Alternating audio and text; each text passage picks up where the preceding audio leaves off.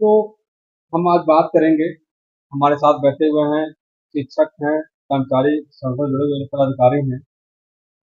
इन कर्मचारियों का भविष्य क्या है? सरकार इनको पेंशन नहीं दे रही है।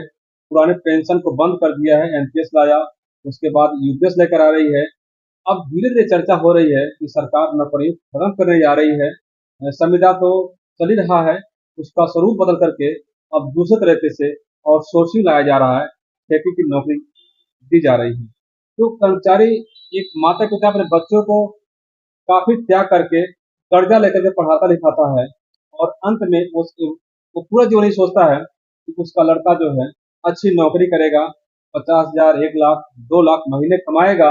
लेकिन जब नौकरी की बात आती है तो सरकार कह देती है कि हम तो ठेके पर नौकरी देंगे, आपको 10,000, 15,000 रुपए से अधिक नहीं दे पाएँगे।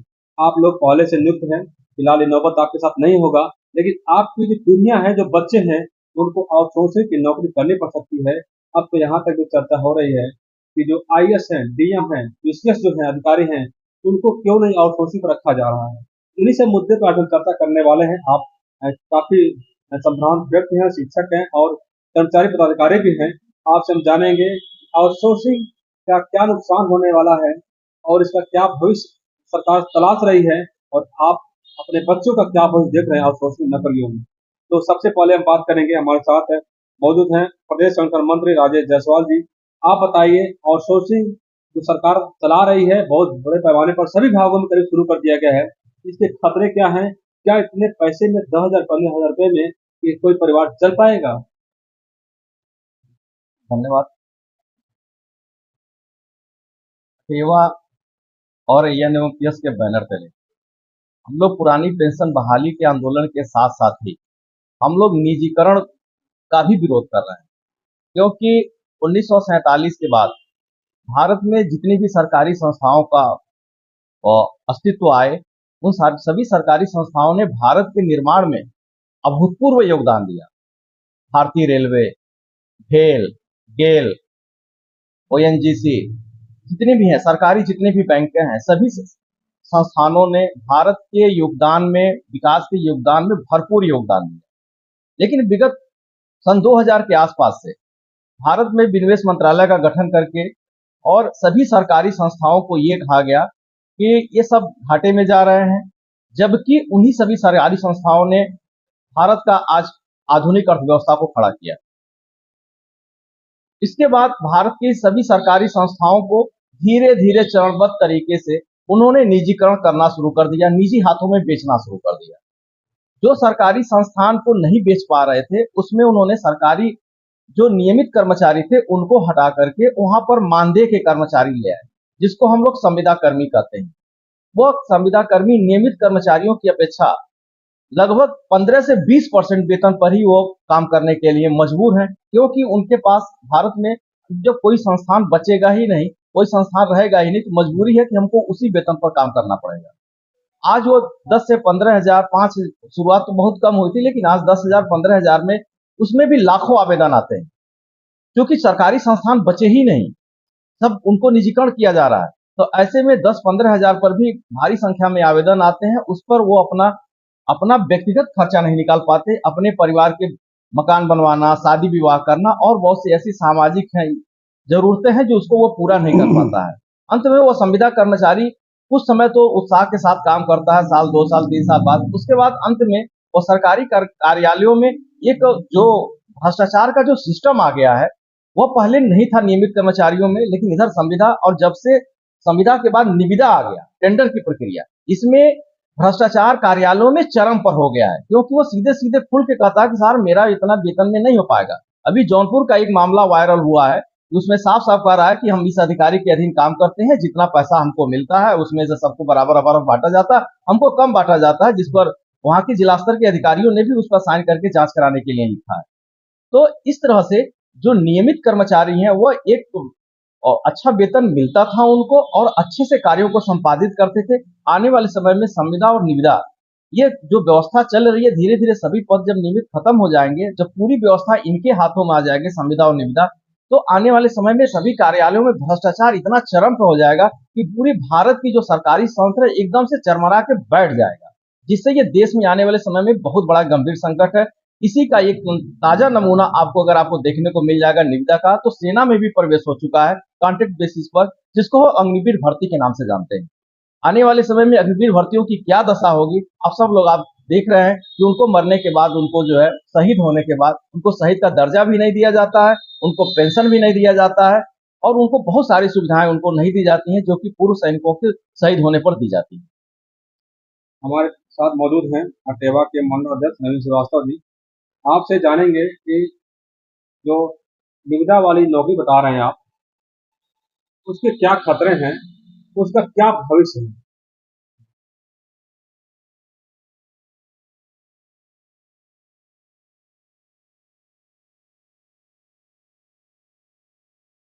धन्यवाद। अभी हमारे प्रदेश मंत्री राजेश जायसवाल जी ने अवगत कराया कि संविदा नौकरियों में क्या क्या समस्याएं आ रही हैं। संविदा की नौकरियों में सबसे ज्यादा दिक्कत तो इस बात की है, बहुत कम मानदेय पर इनको रखा जाता है। जैसा अभी कुछ दिन पहले सुप्रीम कोर्ट ने भी एक आदेश जारी किया कि कर्मचारी संविदा पर कार्य इसलिए करता है क्योंकि उसको रोजगार उपलब्ध नहीं हो पा रहा, सरकार उसको रोजगार उपलब्ध नहीं करा पा रही है, इसलिए लोग मजबूरन संविदा पर कार्य करने को तैयार हो रहे हैं, बहुत कम मानदेय पर। अभी आप देखेंगे अगर उत्तर प्रदेश के स्वास्थ्य विभाग में, तो आप पाएंगे कि वहां पर 80 से 90% संविदा कर्मचारी कार्यरत हैं, जो 10 से 15 हजार रुपए मानदेय पाते हैं। इस समय जो अपने घरों पर नहीं रह रहे हैं, दूसरी जगह कहीं पर क्वार्टर लेना, अपने परिवार का खर्च चलाना 10 से 15 हजार रुपए में कैसे मुमकिन है, ये सरकार नहीं सोच रही है।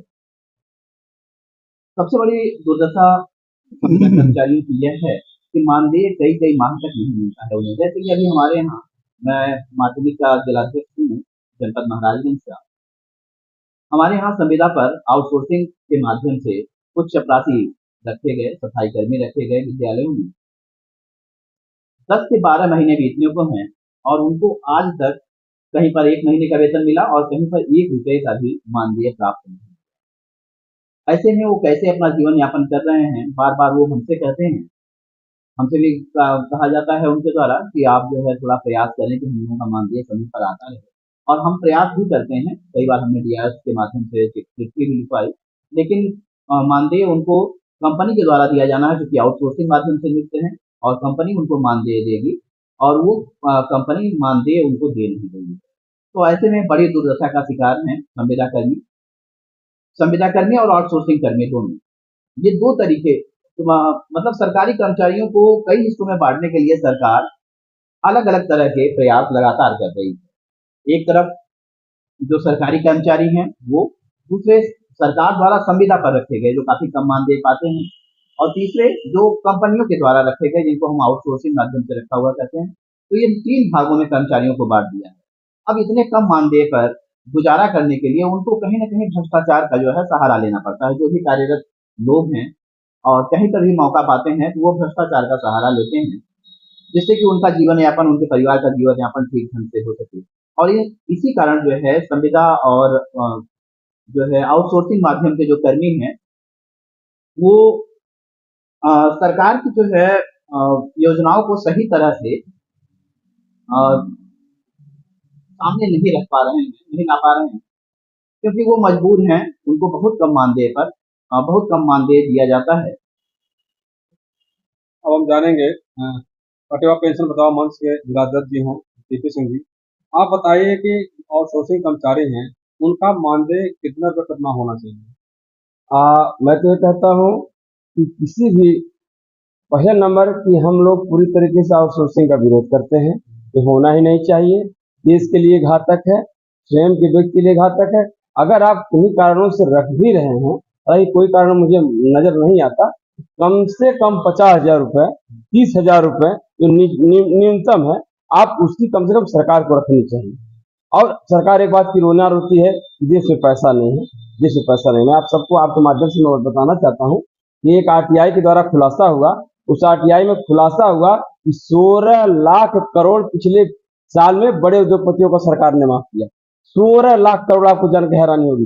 दूसरा मेरे पास आंकड़ा है, आरटीआई के द्वारा खुलासा हुआ कि इस देश में पिछले 2 सालों में इस सरकार ने 11,78,11,78,000 के आसपास उन्होंने मीडिया पे खर्च किया, सरकारी खजाने से खर्च किया। मैं कहता हूँ इतना पैसा खर्च आप क्यों करते हैं? आपको एक आंकड़ा मैं और छोटा सा दूंगा। इस देश में एक मंत्री को, एक विधायक को 14,000 रुपया प्रतिमाह मोबाइल भत्ता मिलता है, और आज कंपनियां हमें 300 रुपये में प्रतिमाह मोबाइल देती है। आप 14,000 क्यों दे रहे हैं?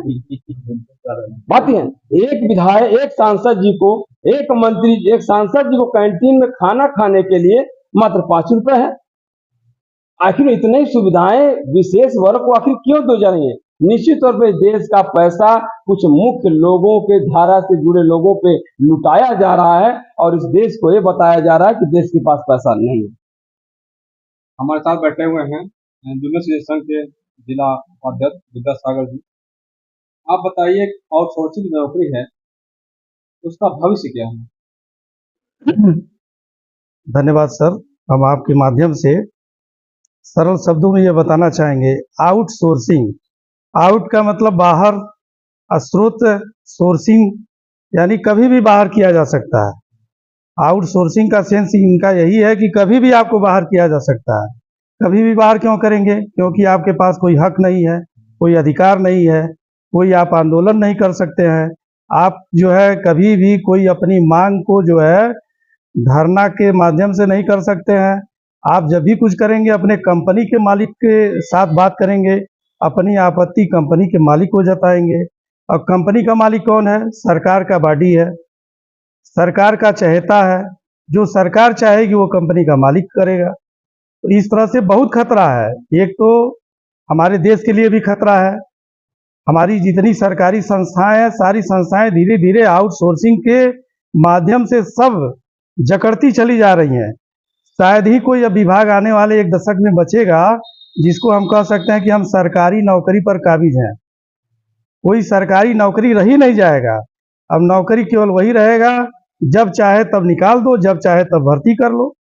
सरकार की मंशा यही है। तो देश हमारा गरीब है नहीं, देश हमारा इतना धनी है कि अब हमारे विश्व में देखा जाए तो अब जो है 2047 तक जो सरकार एक मोटो लेके चल रही है कि विश्व की सबसे बड़ी शक्ति के रूप में हम उभरेंगे, तो जब आपकी आर्थिक व्यवस्था सुदृढ़ है तभी तो आप उभर पाएंगे।